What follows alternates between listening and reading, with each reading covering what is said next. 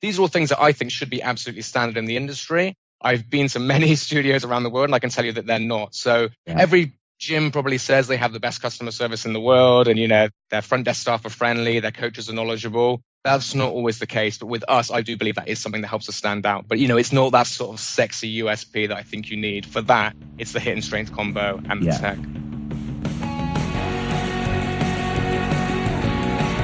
How's it going, everyone? Welcome to the Fitness Founders Podcast. I'm Kevin Mannion, VP Marketing here at Glofox. This week I chat with Jack Thomas, founder and CEO of Base, a boutique fitness studio based in Bangkok and the host of the fantastic Fitness Business Asia podcast. In this episode, Jack talks about some of the factors that helped Base win Asia's Gym of the Year in 2018, including how to track your members' results to ensure success, why you need a strong sales manager, and the secret behind keeping values consistent as you scale. Let's get started. Okay, Jack Thomas, welcome to the show. Kevin, thank you for having me. Great to have you here. Well, maybe let's just kick off. Maybe give us a little bit of background on yourself, and then we'll learn a little bit more about Base Gym. Sure thing. I always try and make this story as quick as I can. So 15 years ago, I came backpacking to Thailand. I was teaching English for a short while, then set up a clothing export business, which I ran for about 6 or 7 years. 2008, 2009, so kind of global economic crisis time. The business took a downturn. I was looking for something different to do. I noticed a few personal trainers in Bangkok that seemed to be doing well, but the overall standard of personal training wasn't good here. So I went back to the UK, got my qualifications, and came back to a very quiet, immature, underdeveloped industry in Bangkok. Started working for a small studio. That small studio became a bigger studio. And I kind of worked my way through the ranks. So I went from coach to fitness manager to managing director running that business and that gym.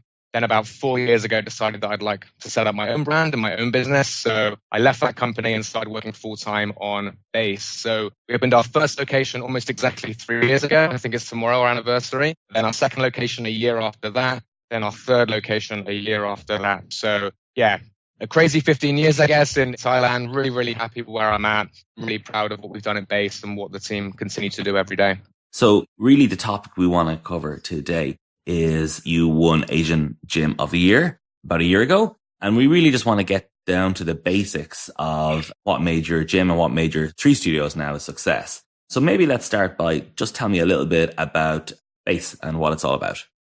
Yeah, so Base, as I mentioned, we have 3 studios in central Bangkok. Base is a mix of high-intensity interval training. So for that, we use treadmills, I guess kind of like Barry's Bootcamp or Orange Theory style in the way that we do our interval training sets, rowing machines and bikes. And then we combine that with strength training. So for that, we use dumbbells, kettlebells, TRX, barbells, body weight, and the like. We have some classes that are strength-based, some that are cardio-based, and some that are strength and cardio. So our kind of mix of cardio and strength is something that makes us a little bit different, a little bit unique, but also we are big on tracking the results of our clients. So we have a monthly session where we do a body composition scan for each client, and then we also do a range of cardio and strength tests. Now, up to now, we've been doing that just pen and paper, and the front desk staff have been putting those results into PDFs and sending them to the clients. For the last year, we've been working on technology that will help us track our clients' results. So we've been working on that for about a year. I think it's going to be an ongoing project. We just released it into one of our studios about a month ago. It's been received really, really well. So we're in the process of rolling that out to the other 2 studios. Once that's done and once that's working comfortably, we'll look at international expansion from there. We also offer personal training as well. So our business is pretty much a 50-50 split in terms of revenue between group classes and personal training. Cool. So obviously you're doing a lot of this tracking of results and monthly assessments. Is that something you were doing from the start? Would you say that's one of the key factors in you being successful? Yeah, I think so. It's something that really makes us different. It makes us stand out. It's interesting to kind of see how the original vision has developed. From day one, people were asking us, what's different about Base? And at first I was like, oh, well, it's going to be the best gym in Bangkok, the best gym in the region. But I didn't really have an idea of exactly what would make us the best. By the time we opened, I decided on our concept. And also I thought it was really important to track our clients' results. You look at a lot of group classes and you go in, you get a sweat on. You might have a heart rate monitor about something like that. You know how many calories you've burned. But for most group class concepts, you don't really know exactly how much stronger you're getting and how much fitter you're getting. So it's kind of evolved and developed how we've recorded that. At first, we had people writing it on boards and we would put it into Excel spreadsheets for all the clients. I think that lasted for about a week or so before we realized it would just be too much work. So then we went to a monthly assessment whereby clients would come in, do an hour session, which would be a mixture of cardio and strength assessments. They would write that on paper, and then we would again manually put that into a PDF and send it to clients. Now, clients loved this, and also it made testimonials really strong because we could say, okay, John's cardio has improved by 23%, his strength has improved by 43%, and he's lost 4.3% body fat. So it gave us these really strong, powerful testimonials. Clients really liked it because they could see exactly how much they were improving. When we had like a 60-day program, for example, we would do one of these assessments at the beginning, one in the middle to see how they're going and to make sure things are working, and then one at the end. So we kind of realized from this, people really wanted this information. And it was nice to be able to offer that to all of our clients, not just personal training clients. So that kind of proved the concept to us. Then we decided we wanted to roll that out into each of our classes. So rather than having that every month as a monthly assessment, we would find a way with technology to integrate that into each class. So that's what we've been working on. So yeah, it was part of the original vision, but it's been really cool to kind of see it grow and develop. And now we've moved into the tech side of it. So many different ways that we can use the data that we're collecting to kind of make it a more exciting and kind of like a more sticky experience for the customers. So yeah, it's been cool to see it involved, and we're really excited for the future of the technology we've been working on.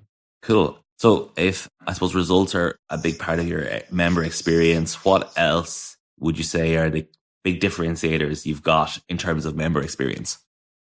Yeah, so, the recording of the results is a big differentiator. The way that we combine high intensity interval training and strength training, we do HIIT as it's supposed to be done. So we would do like short, sharp bursts, 15 seconds, 20 seconds with a long rest rather than your typical circuit training style. So yeah, we've developed our way of doing HIIT and strength, which is quite unique to us. I think those are the two things that are truly unique. The other things I don't really like to consider differentiators, but I do think they make us stand out, such as having great customer service, such as having a branded app so clients can book their sessions easily.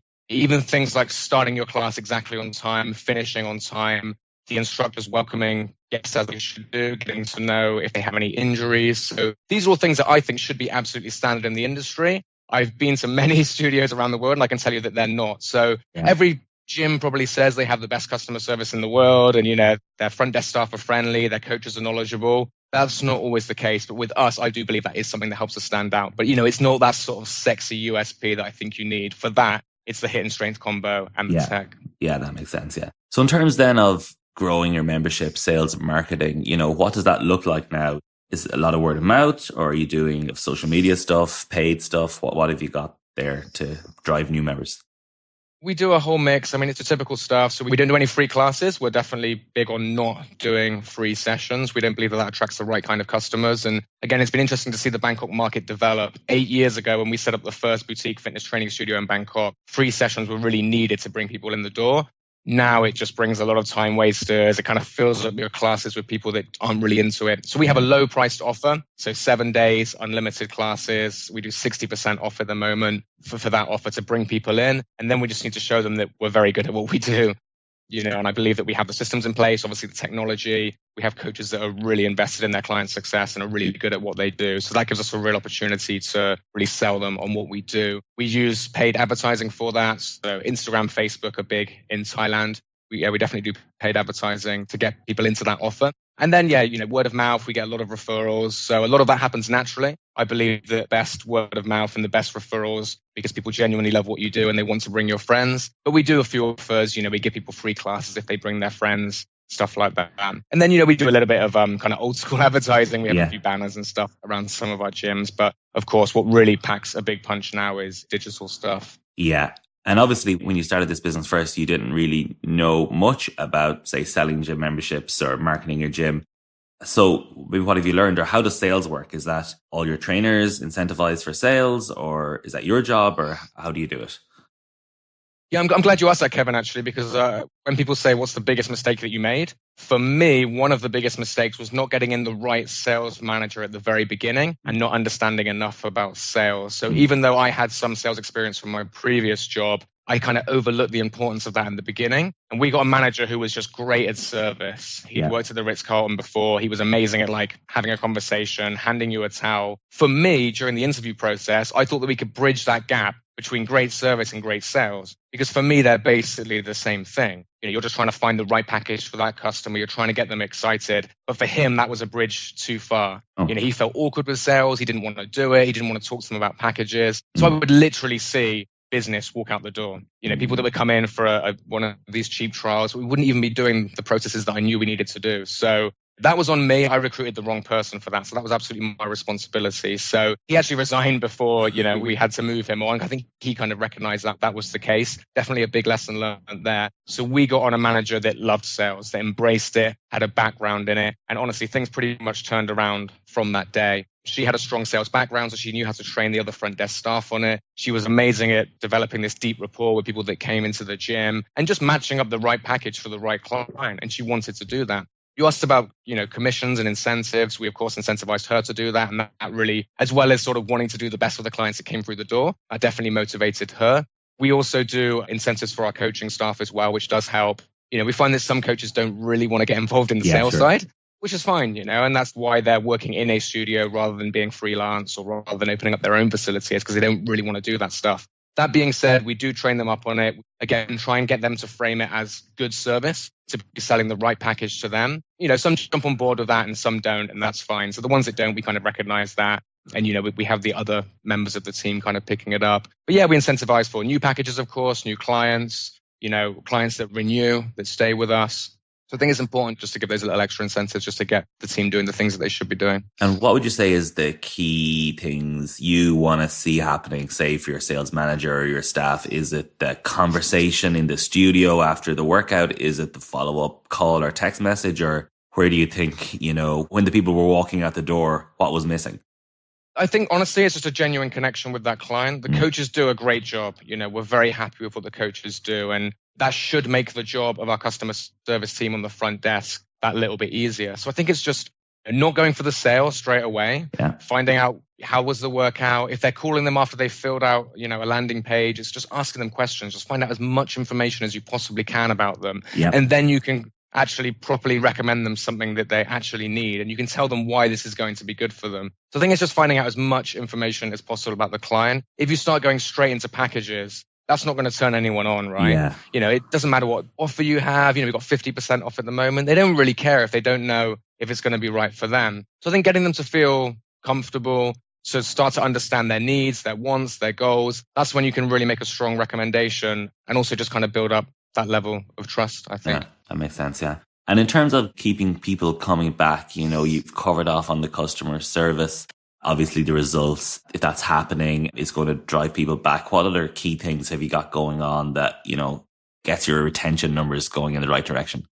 Yeah, there's a lot of things I could go through. I'll pick two. We talk about the front desk team connecting with the clients, which is, of course, incredibly important, but also the coaches, for me, I think is huge. Really getting to know every single person's name that comes into your class. We're really big on that. Our coaches are always there early. The workout is always ready. They're there 10 minutes before, at least, with the workout completely set up so they can actually talk to clients and get to know them. If it's their first time, we have a whole process. It's part of our coaching manual on what to do when you have a person that comes for the first time. And that's on both the customer service side and also the coaching side. So you've got to know their name. You've got to find out if they had any injuries or not. You've got to give them an extra bit of attention in the workout, make sure they know what to do, make sure their technique is corrected. And then you must connect with them afterwards and have a little chat and find out how they got on. That goes a long way. We are very aware that boutique fitness training is quite a scary thing for a lot of people. You might be used to going and just using a treadmill, doing a bit of bench press and then going home, right? Maybe not even that. Maybe just using the elliptical for half an hour and going home. To step into base or into another studio like ours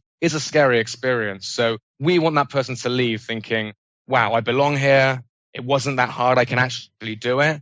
I want to come back. Jack knows my name. This is the place for me. So, if in the coaches' minds and the customer service team's minds, they're going for that goal and they genuinely want that as well. The coaches are really pumped, really motivated, really ready to do that. Then I think, most of the battle is won, I think, in terms of bringing these clients back. Then I think, you hear the word community a lot. It's kind of like a bit of a buzzword, but you do need to do things to help to build that. Our coaches hang around at base, even when they don't have any sessions. They're joining classes. We do events outside of base as well. So, these things just sort of help to naturally harbor that sense of community. But I think to do that, you kind of need coaches that really sort of believe in what you do. They love what you do, and they just kind of want to spend time at that place. And I think when you do that, this whole sort of, community thing that everyone talks about just starts to happen naturally and organically. And it has to be like that. You can't force community. Yeah, I hear you. Because obviously you've got more than 20 coaches now at this stage. What are you looking for when you're hiring those people? What mistakes have you made and what are the key characteristics you're looking for? Yeah, well, as your team gets bigger, some things get harder. Some Yeah. things could potentially go unnoticed a little bit more. I guess you might always have something that's going on with someone, something they might not be happy about. But funnily enough, I found that as we've got bigger, things have actually got easier because our culture is strong and people really buy into what we do. They believe in what we do. We talk about the values of the company a lot. If someone comes in that doesn't align with our values, it becomes more immediately obvious. So actually, it feels like the bigger we've got, the stronger the culture has got, I think. But the trouble is if you make some bad recruits in the beginning, or maybe you have some, bad eggs in the first few coaching hires that you do, that can just start to magnify and escalate in the wrong way. So we haven't got it right every time, for sure. We have a very stringent recruitment process. It's got more stringent as we develop the company. But I think now we've got a good idea. We get a good idea during that recruitment process who is going to fit in, whose values are aligned with ours, and who maybe not so much. If someone slips through that process and they're maybe not right for us, it usually becomes obvious quite quickly whether they're going to be a good fit or not. And that shows you one of the values, which is positivity. So, we don't just embrace positivity, but we actively repel negativity. We try and strive to build a work environment that's free of that. So again, it's quite easy to see if that's the case or not. If someone's being just generally negative, coming in a bad mood would be a one that you sometimes see. Coach comes in, they've had a bad day, traffic on the way to work, 6 a.m. class, and they don't want to be there. That for us would be like a massive no-no. Gossiping about clients, gossiping about other staff. It's in our values that we don't accept that. We talk about it during the recruitment process. We try and find out if that person is positive and if their values are aligned with us. By sort of recognizing that is something that we look for and that's really important to us, it kind of makes it easier to edge someone out if they're not a good fit. Yeah, and you mentioned values a lot. I think it's important because I'm sure you agree what you want is the team setting the standards and not just you going around setting the standards. Oh, for sure. Yeah. And values helps you to do that, right? We have 3 locations now, so I can only be in one of those places at any one time, right? If we open up internationally, then there's going to be a lot of time when I'm not in any of those locations here in Bangkok. If we have 50 locations around the world, there's going to be at least 49 that doesn't have me. So yeah, there's only one of me. So we need to make sure that the team are on board with what we're trying to do at Base and our values are aligned. I think as you scale, that's just so incredibly important because either the bad vibes can scale and get bigger and multiply, or the good stuff you've created become stronger as you scale and expand. So yeah, we talk about it a lot during the recruitment process. We talk about it in meetings. We hire for that. If I give the example of one coach that we let go a while ago, it was actually quite easy to have that conversation with him about why he wasn't right for Base, because it was quite clear and quite obvious that our values weren't aligned. And it actually ended up being a good conversation because he could see that, because we could clearly define it and clearly talk about it, as opposed to like, you broke the rules, you did this, you did that, and you can't be at Base anymore. It was more a conversation about what we're doing and sort of where he's at. So we're big on that. Yeah. I think probably I just then have one last question. So in terms of these new locations you've opened and you want to do more in the future, what has been the hardest thing about starting a new location that you can't be in all day? Good question. The hardest thing. Yeah, I would say what we've ironed out, I think, is we're continuing to make sure that we do well. It's just making sure that standards are high. I think that's probably the biggest challenge, I would say. So yeah, at the beginning of the business, the challenge was sales. Now sales are quite okay for our business. So it's more like just maintaining the quality and the standards of the class. So we've had to develop a bit more standardization. We do give our coaches quite a lot of flexibility in how they design the class, but there's a lot of it which is standardized. Yeah. Especially with the tech we're introducing, we do like a cycle of sets that we come back to see how much people have improved. So we do that now through having a strong fitness manager in each branch that would oversee all of the classes and do a lot of one-to-one coaching with those coaches.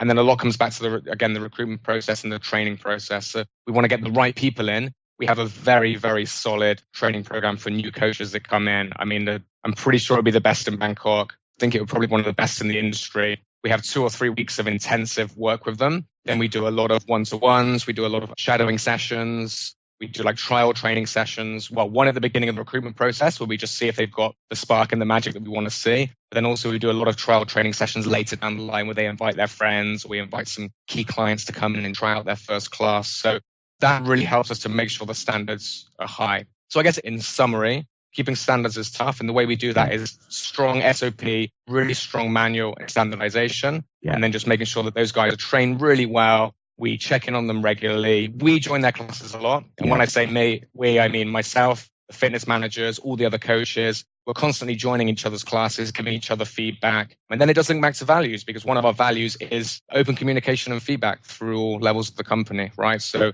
I welcome feedback from everyone in the company, and I often get it, which is great. And I give it as well. So if I join a class, I will always highlight what I think was done incredibly well, what I think can be improved. So yeah, to get to this stage where we're at now, it's just been like refinement, just tweaking really over the 3 years. And of course that will continue. You know, what's working now for 3 branches might not quite work for 10. So we're quite aware that we need to continue developing and tweaking all of these processes and manuals and stuff that we have. So yeah, we're going to make sure that we keep doing that. Yeah, okay. Well, good luck with it. Before we finish up, Jack, maybe just tell people, I know you've got a podcast, you've got 3 studios, maybe just tell people everything they need to know about how they can get in touch on all those fronts. Yeah, sure thing. Just Base Bangkok anywhere, Instagram, Facebook, put it in Google and it will come up. My podcast is the Fitness Business Asia podcast. So we put out an episode every Monday, and that alternates between me talking about PR, marketing, many of the topics that I've discussed today, and then also interviews with other fitness business leaders in Asia. So although it's a Fitness Business Asia podcast and we do talk about Asia, wherever anyone is in the world, there'll be a lot of great information for them in there. So yeah, just search for Fitness Business Asia anywhere, Google, iTunes, Spotify, and it's pretty easy to find. Okay. All right, Jack. Well, listen, it's been a pleasure. We've learned a lot. Thank you very much. Yeah, thank you, Kevin. Yeah, I really appreciate the opportunity to come on here, mate. And best of luck for Glofox moving forwards. Thank you. This podcast is brought to you by Glofox, the boutique fitness management software company. If you want to accelerate growth, work efficiently, and deliver a well-branded boutique customer experience, you can find us at glofox.com.